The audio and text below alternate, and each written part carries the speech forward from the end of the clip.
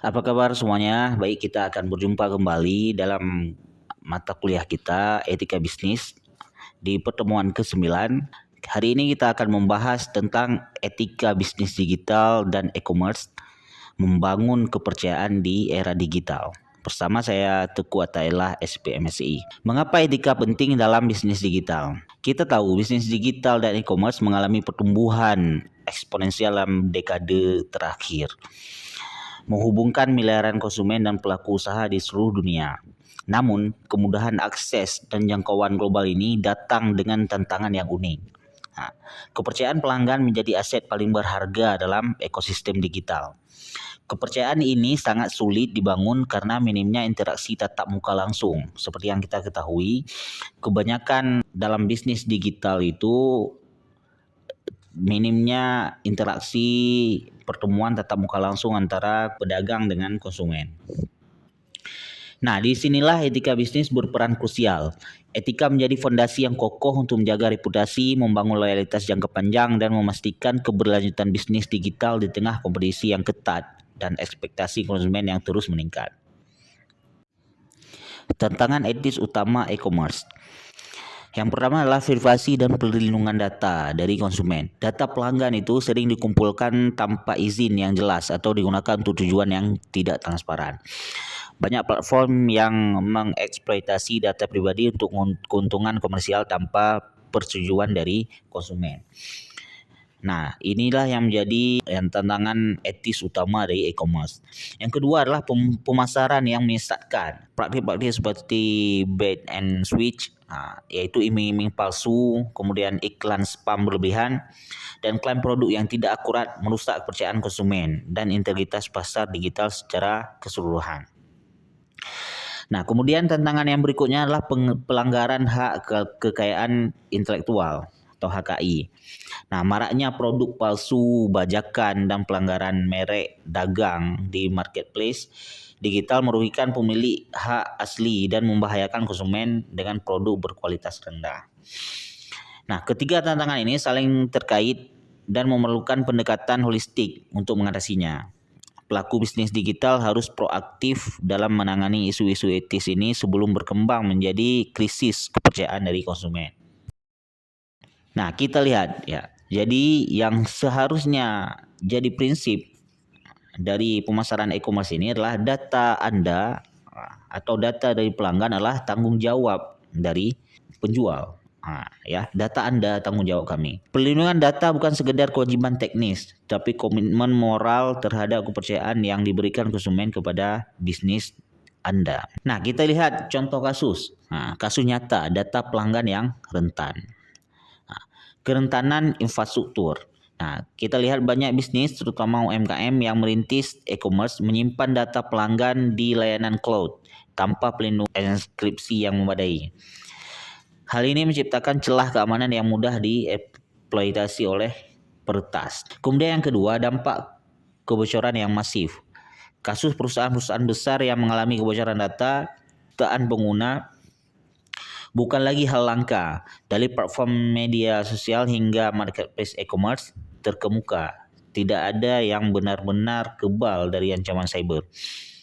Nah, kemudian kesenjangan regulasi. Regulasi pelindungan data seringkali tertinggal jauh dari perkembangan teknologi, sementara teknologi AI dan big data berkembang pesat. Kerangka hukum masih bergulat dengan definisi dasar privasi digital. Nah, fakta penting, menurut riset, biaya rata-rata dari satu insiden kebocoran data bisa mencapai miliaran rupiah. Belum termasuk dampak jangka panjang terhadap reputasi dan kepercayaan dari konsumen. Etika dalam kebijakan bisnis web. Nah, seperti yang kita ketahui, website itu menjadi salah satu item penting dalam e-commerce. Pilar kebijakan etis.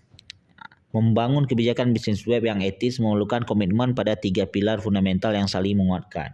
Yang pertama adalah transparansi penuh, yaitu mempublikasikan semua aturan, prosedur, dan kebijakan dengan bahasa yang jelas dan mudah dipahami oleh konsumen, agar tidak membingungkan dari konsumen. Nah, konsumen itu berhak tahu bagaimana data mereka digunakan, bagaimana transaksi proses, dan apa hak-hak dari mereka. Kemudian yang kedua, prioritas keamanan, yaitu melindungi privasi dan keamanan pembeli harus menjadi prioritas utama, bukan pertimbangan sekunder. Kemudian yang ketiga adalah integritas komitmen, yaitu menghormati dan menjalankan setiap janji serta kebijakan yang telah dibuat. Nah, konsistensi antara apa yang dijanjikan dan apa yang dilakukan adalah kunci membangun kepercayaan jangka panjang dalam ekosistem digital. Praktik tidak etis yang harus dihindari. Nah, kita harus menghindari praktik-praktik yang tidak etis dalam e-commerce. Dalam dunia bisnis digital yang kompetitif, ya, godaan untuk menggunakan praktik tidak etis demi keuntungan jangka pendek sangat besar. Namun praktik ini akan merugikan dalam jangka panjang dan merusak ekosistem digital secara keseluruhan. Nah, apa saja praktik tidak etis yang harus dihindari? Yang pertama adalah email spam masif, yaitu mengirim email dan promosi secara massal tanpa izin eksplisit dari penerima. Nah, ini sama juga dengan menebar email ke semua orang seperti itu. Nah, ini sangat tidak etis. Kemudian yang kedua adalah bait and switch. Nah, yaitu mengiklankan produk dengan harga yang sangat murah atau fitur menarik, namun ketika konsumen tertarik, produk tersebut tidak tersedia dan mereka diarahkan ke produk lebih mahal. Nah, ini adalah manipulasi yang merugikan kepercayaan dari konsumen. Berikutnya adalah typo squatting. Nah, ini menipu atau mengelabui konsumen dengan membeli domain ejaan yang mirip dengan merek yang terkenal. Nah, ini adalah bentuk penipuan yang memanfaatkan kesalahan manusiawi untuk keuntungan yang tidak sah. Nah, yang terakhir adalah manipulasi review. Nah, ini juga sering terjadi, ya, membuat ulasan palsu agar rating di kita itu menjadi positif atau menyerang kompetitor dengan review negatif. Nah, praktik ini merusak sistem kepercayaan yang menjadi fondasi e-commerce. Nah, jadi kita harus menghindari praktik-praktik yang tidak etis ini. Sebagai kesimpulan, etika sebagai kunci keberhasilan e-commerce di masa depan. Yang pertama adalah fondasi kepercayaan. Jadi etika ini adalah fondasi kepercayaan, bukan sekedar pilihan atau nice to have, tetapi keharusan mutlak untuk membangun kepercayaan dan loyalitas pelanggan dalam jangka panjang. Tanpa etika, bisnis digital hanya akan menjadi transaksi tanpa makna yang rapuh terhadap kompetisi. Kemudian yang kedua adalah pertumbuhan berkelanjutan. Dengan etika yang kuat sebagai fondasi, bisnis e-commerce dapat tumbuh secara berkelanjutan, memberikan manfaat tidak hanya bagi pemilik bisnis, tetapi juga bagi konsumen, karyawan, mitra bisnis, dan masyarakat luas. Profit dan tujuan dapat berjalan beriringan. Yang berikutnya adalah ekosistem digital yang adil. Nah, mari bersama-sama mewujudkan ekosistem digital yang adil, aman, dan bertanggung jawab. Ini adalah tanggung jawab kolektif dari pelaku bisnis, regulator hingga konsumen untuk menciptakan masa depan digital yang lebih baik bagi generasi mendatang. Dalam dunia digital yang bergerak cepat, etika adalah kompas yang memandu kita melewati kompleksitas teknologi menuju kemanusiaan yang berkelanjutan. Masa depan e-commerce yang sukses adalah masa depan yang dibangun di atas fondasi etika yang kokoh.